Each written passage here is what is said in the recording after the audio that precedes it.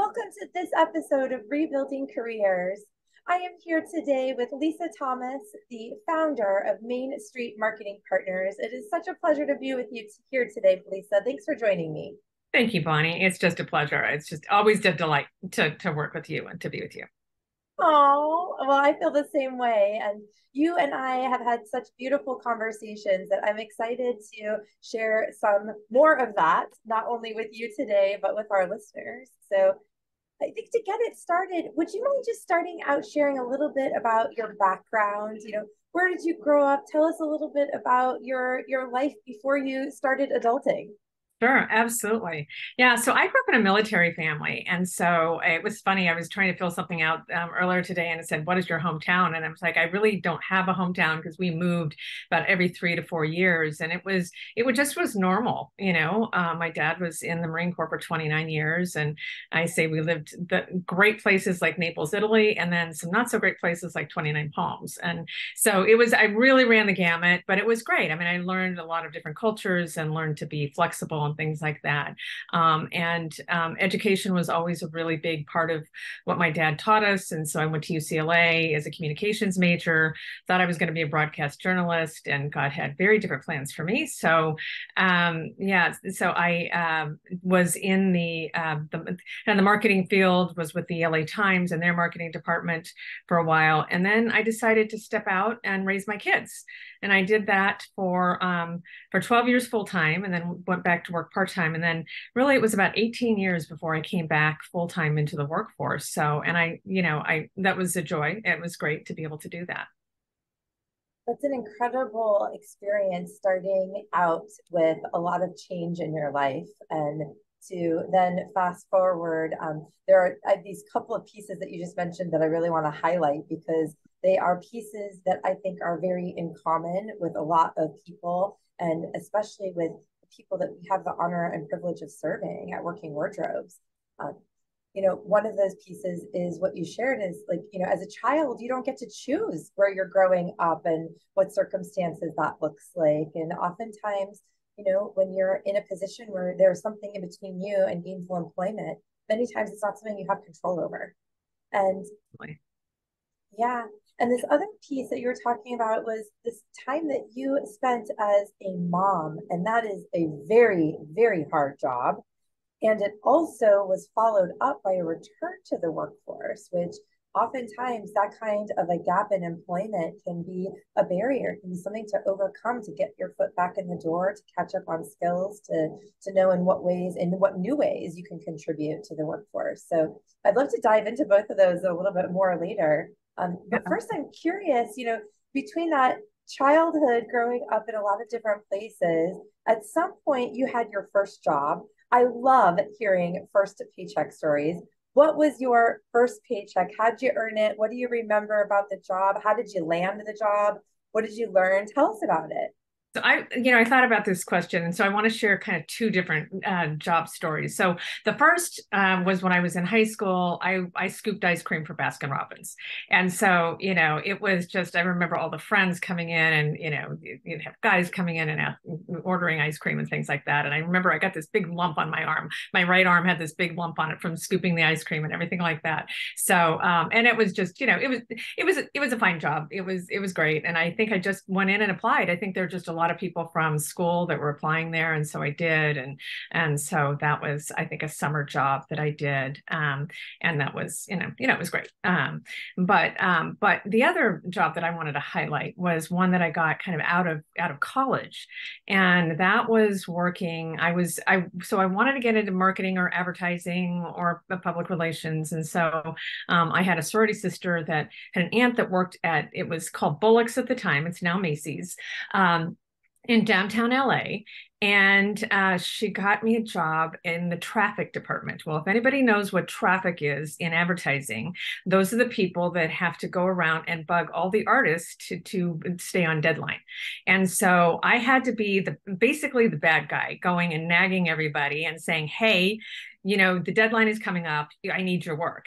And that was not my personality at all, because I just kind of would sympathize with these guys, and that they would tell me their story of why they were late. And And I just go, okay.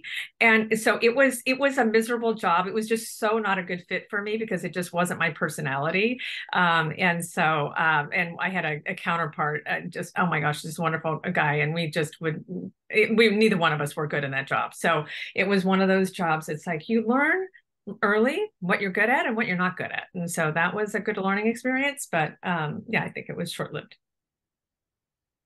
That's so true. Like it's equally as important to know what you want as what you don't want. Absolutely. And it Absolutely. sounds like that was a bit of a theme, probably at Baskin Robbins also. Yeah. It was definitely not something that I wanted to do long term. So it was good for the paycheck. It was good for a first job, for sure, but not something that I wanted. I liked retail. I flipped over into retail later, and that was much better because I got a discount on clothes. Well, I'm guessing though that you probably learned a lot about human interaction in both of those positions, and really, certainly in retail, you got to know how to handle people.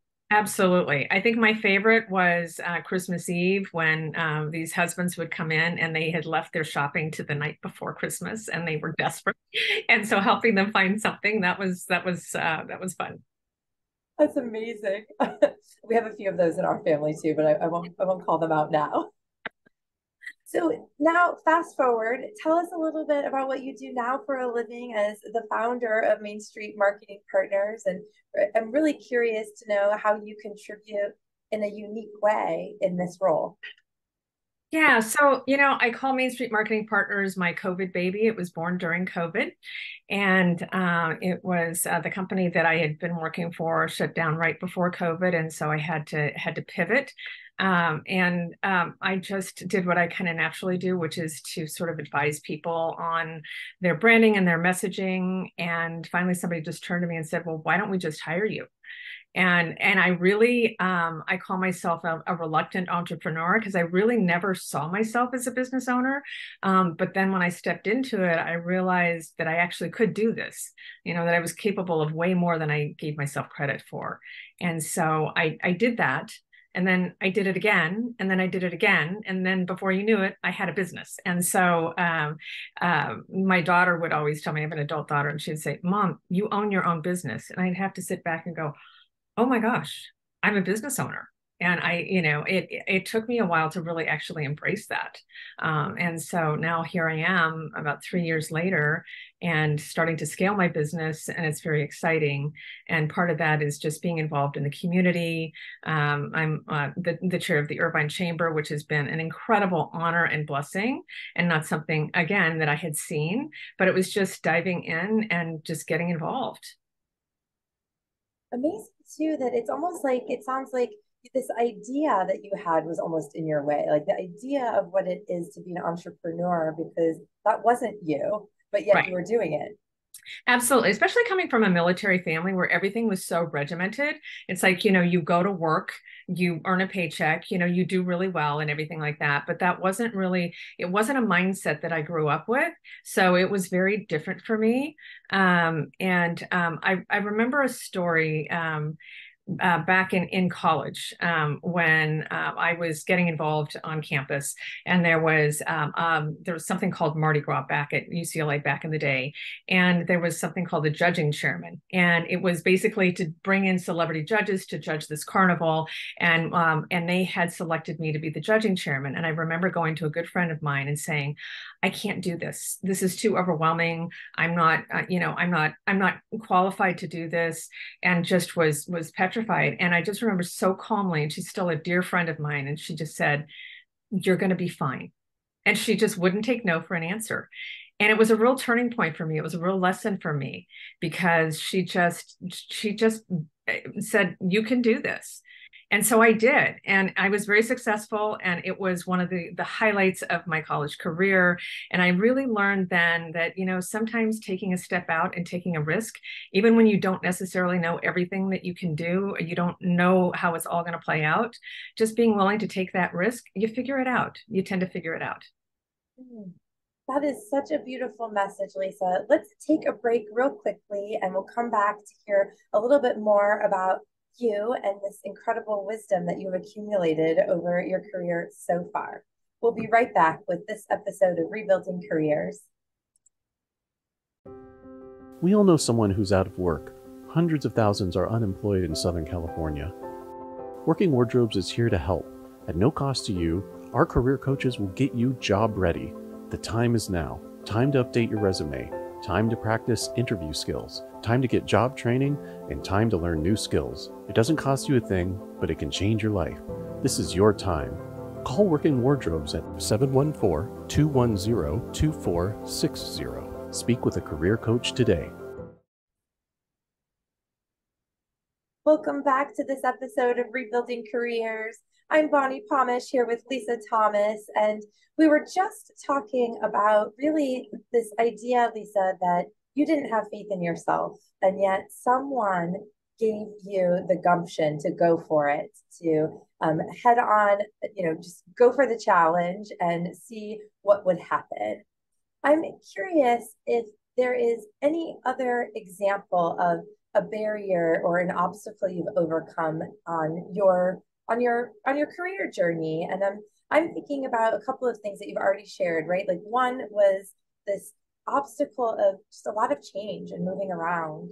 Another was that you shared, you have this large gap in employment before you return to the workforce. Another was the COVID baby you had, which was also taking a risk on yourself. I mean, it sounds like there's many opportunities that you could choose to share with us. But I'm thinking that your experience will not only inspire those listening, but is also, for me, this through line of humanity, that we all have these experiences and what we have to experience and then share with each other as the learning from it, and to hopefully inspire one another to, you can do it too, right? You can overcome a barrier. So share with me, and maybe another example of something that you've overcome in your career. What was it and how'd you do it? Absolutely. I remember when I needed to go back into the workforce, and here I went to UCLA. I had a degree in communications, but I had been out of the workforce for a long time, and I didn't know how I was going to get back in. I remember sitting on the couch and just going, "Oh my gosh, how am I going to get back in?" I felt so unqualified. It was one of those things where I was staring into an abyss, and I just didn't know how I was going to do it. And my daughter and I, this is one of my favorite stories. My daughter and I went to yoga one day at LA Fitness, and we were walking out, and this is the one thing I knew I could do. I could write. I knew I could write. And so I thought maybe I could get a copywriting job or something like that. So we were walking out of this class, and I saw a man that had been in a networking group with my husband at the time. And I knew he had an advertising agency. I remembered that. And for some reason, somehow I remembered his name. I hadn't seen him in 10 years, and I remembered his name. And so I went over and said hello to him. And I said, "Hey, by the way, do you ever look for copywriters?" And he said, "Well, yeah, as a matter of fact, we do." And so he gave me his card. And I followed up immediately with him, and I sent him my resume, and he got back to me and he said, "Yeah, you can do copywriting, but actually I see that you could be in business development, and I'm a partner in this video agency, and we're looking for some business development people. Would you be interested?" And I didn't know the first thing about video at all. And boy, I hadn't been in sales for many, many years, but it was an opportunity to get back into the workforce. And so I said yes. And I just went for it. And I ended up getting the job. I had to jump through some hoops to get the job, to prove myself. However, I got the job. And it was like drinking out of a fire hydrant. It was so overwhelming to get back into it, because when I left, I had been working at the LA Times, which was print media. When I came back, everything was digital, and there were apps, and there were things that were thrown at me so fast. I made a ton of mistakes, but I really learned. It's kind of that immersion method of just really diving in. And there were some days I just was in tears. It was a really difficult experience, but I ended up landing one of their biggest accounts that I think is still with them. And so there were some great ups and downs, some victories and some difficult times, but I'm so glad I did. And I would say the thing that I learned out of that experience is that, you know, these opportunities, you get these little micro moments of opportunities where you can jump at them.